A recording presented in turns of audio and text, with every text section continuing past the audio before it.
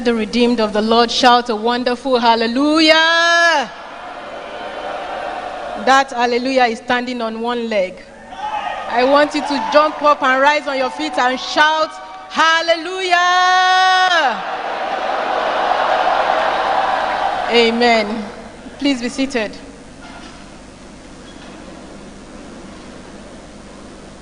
Pastor Dare, my husband, was a wonderful person. He was amazing in every sense of the way. I do not mourn him at all. I weep because he left me.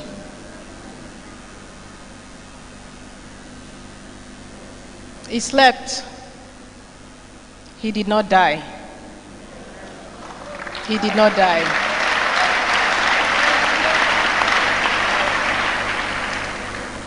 And I know, I am sure, because on the resurrection morning, he will rise again, and we will see him in glory.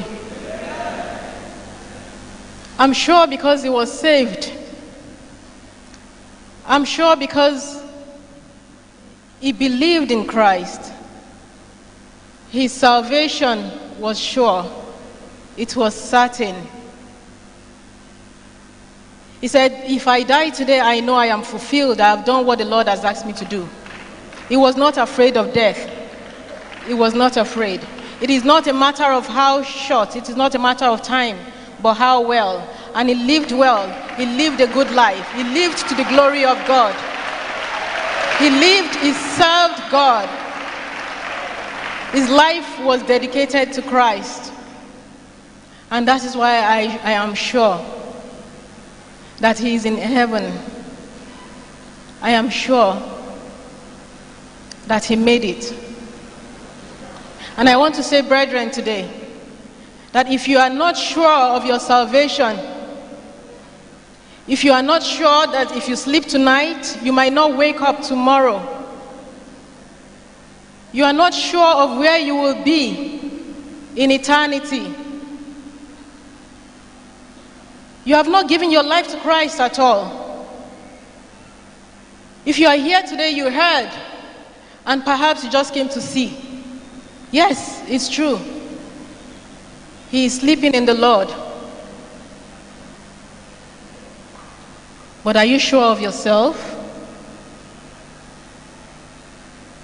Are you sure of where you will be?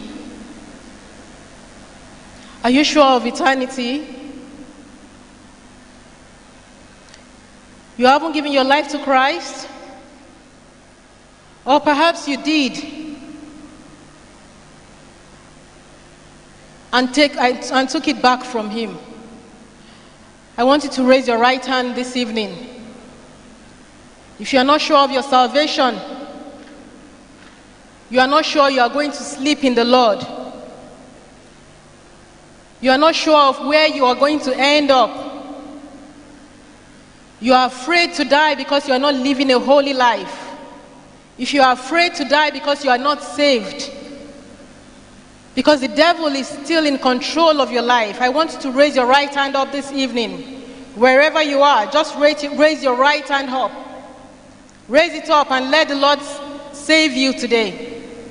Don't be ashamed. Don't be shy. You are not going to die. You are not going to die.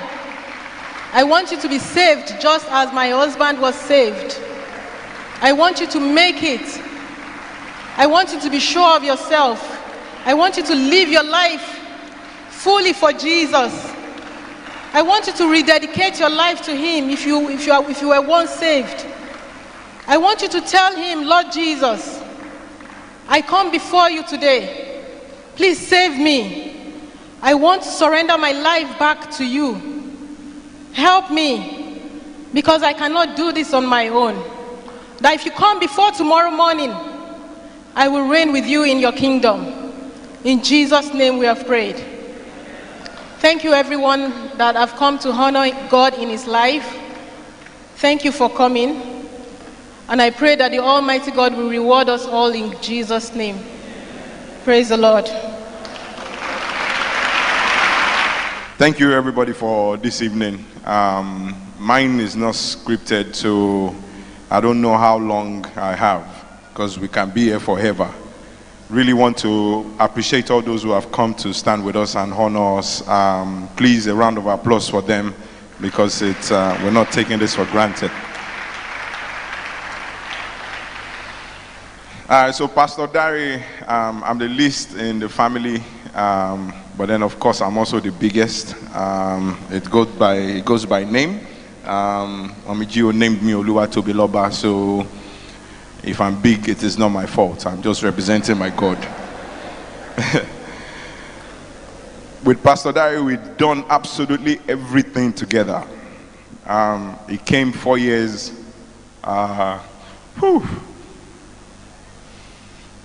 We'll breathe in.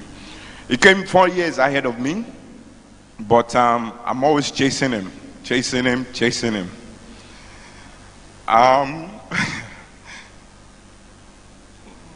Don't worry, I'll go past it. Just give me time.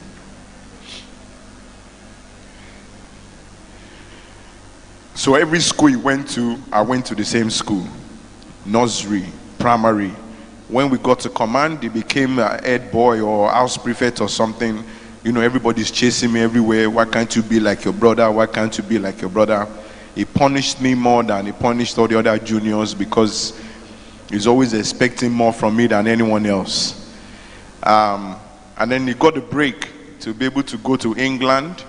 We were both super skinny. I would remember, because we slept in the same place, bunk bed, up and down. With our wonderful sister sharing the room with us then. Pastor Dolu had gone to Jos or somewhere like that. That was before, when kidnapping was a standard way of living in Nigeria. But as he was leaving, I told him, if I don't come along with you, your plane won't make it to that country. They will divert it somewhere else. So he reported me to our father, and that allowed me to go with him to England. When we saw the school fees for the two of us, then we started eating, because we realized that when Daddy Joe sees the school fees, he will surely call us back home. So we therefore, if you notice some of the pictures, we got fat together very quickly as well. And then when we realized that we were no longer coming back to Nigeria, it was too late. We had already eaten everything possible to eat. Then when he started losing weight, I followed him as well. We got married on the same day. Went through the same schools as well. Obviously a few years apart, December 28. My wife was going to give birth exactly the same day as he had his own first daughter. And me too, I was having first daughter. I had to kneel down and beg my wife, let it just go past midnight by 1 minute. So at least these children would be one day after the other. It won't be the same December date. I've been chasing him. I'll keep chasing him. Fantastic legacy. First school we got to in England. School has been created since 1886. He became the first African, the first Nigerian head boy of that school.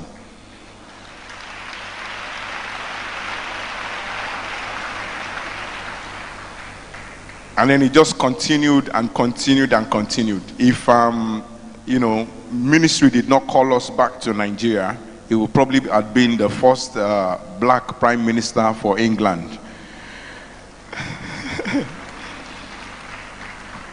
But truly, a fantastic life to emulate. Pastor D probably dresses better than anyone you would ever meet. It's so difficult to give him an honorarium when it comes to your church, because by the time you look at his dressing and you look at what you're holding in your hand, you would have to rethink it. He will probably be the one having to give you an honorarium at the end of the ministration. We love him, we miss him, and if I have seeds in the house, we have our song.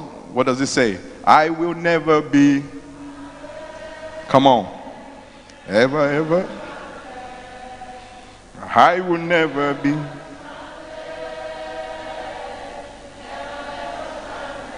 Why? Because I am too. I am.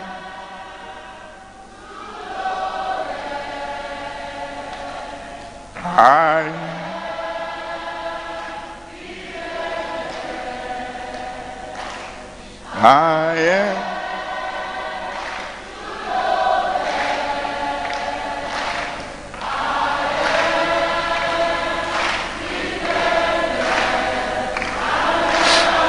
And